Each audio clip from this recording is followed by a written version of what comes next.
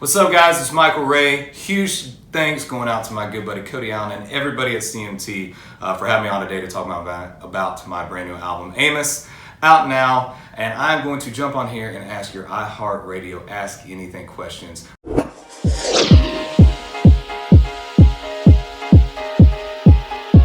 going to start with Erica from Lancaster. She has a great question.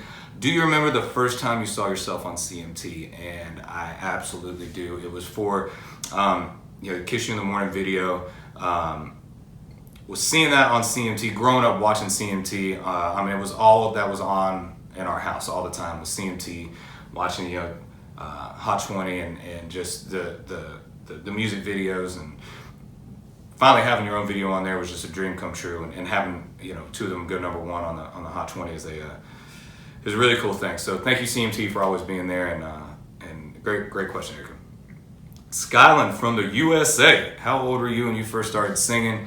My family had a band, Skyland, whenever I was a kid, so kind of just had me on there since before I was able to really put a lot of words together. But it's kind of always been it. My family had a band, like I said, and it was my dad, my uncle, my grandfather, and cousins, and just kind of went from there. So I'd probably say really started about 9 years old is when I started really learning how to play guitar and playing a lot of the traditional country music of Merle Haggard and Earl Thomas Conley and Waylon and all those guys. So probably about 9 years old.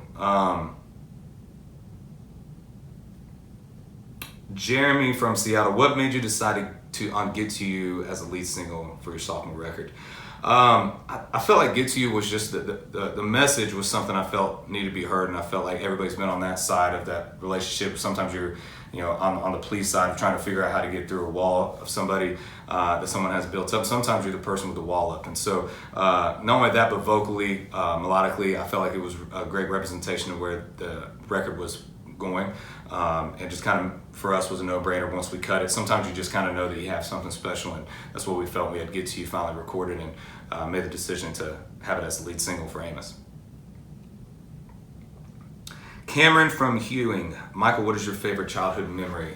That's a great question. I was very fortunate to have quite a bit of them, but I think my favorite childhood memory was getting together. My great-grandmother has a little 2-bedroom shack, yellow house, that we had all of our family gatherings at. To back it up a little bit, I grew up on this 2-lane road where it was nothing but family for miles. And so I rode our bikes.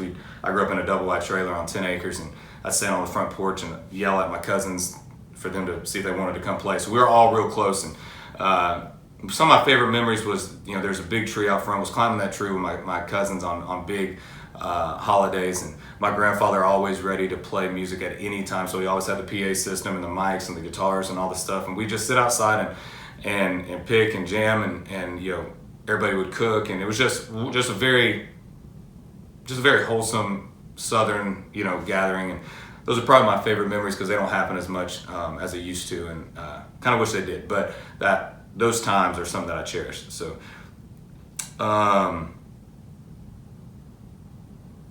Linda from Eustis, back in the hometown, my grandson Hunter Daniels loves baseball as much as you do. He plays for the travel ball team. He plays for the Phoenix Prime here in the hometown of Eustis. Want to know if you will come to one of his tournaments. He's a huge fan. Hunter, first off, hope you're having a great season, buddy. If I can ever make it to one, I would love to. If I'm ever in town and we got some time off, I'm always down for a good baseball game, and especially a hometown team. So good luck on the Phoenix Prime. Good luck on your season this year, buddy, and hope I can make a game. Carol from Keithville, do you think you will ever come to Shreveport to have a concert and sing your new songs? I would love to come to Shreveport. Hopefully we get booked through there this year. If not, hopefully we can make it happen in 2019. Melissa from Grand Island, Florida. Hey Michael, my name is Melissa, and I was watching one of your live videos. It was one where you were talking about how your dad had open heart surgery. How's he doing? He's doing great. Thanks for asking, Melissa. He's like a brand new man. Pipes are open. He's ready to rock. We just celebrated his 56th birthday on the 27th of May. So we happened to be playing the Country 500 Fest in Daytona. So it was a short little drive for them from Eustis, and we had a good time. So he's doing great. Like I say, he's like a brand new man now. So he's kicking it on all cylinders. Gabriella from Pico Riviera. Can I get a shout out? My name is Gabby. What's up, Gabby? Michael, hope you got Amos a new record. Hope to see you at a show sometime. Tracy from Houston, what would we find to eat on your tour bus? It's very boring and bland, I'll be honest with you. I cook on Sundays and Wednesdays, try to eat as healthy as I can, so I stay as healthy as I can for the shows and everything that this life asks for us to do. So a lot of grilled chicken, a lot of turkey, a lot of avocados, and then about 10 o'clock at night, a lot of Reese's, and really balance. Life's about balance, honestly, Tracy. So you eat real good during the day, maybe get some Reese's snacks. It has peanut butter in it, so it's protein. That's how I kind of justify it. So real healthy, and then late at night, you're gonna have your Reese's peanut butter cups.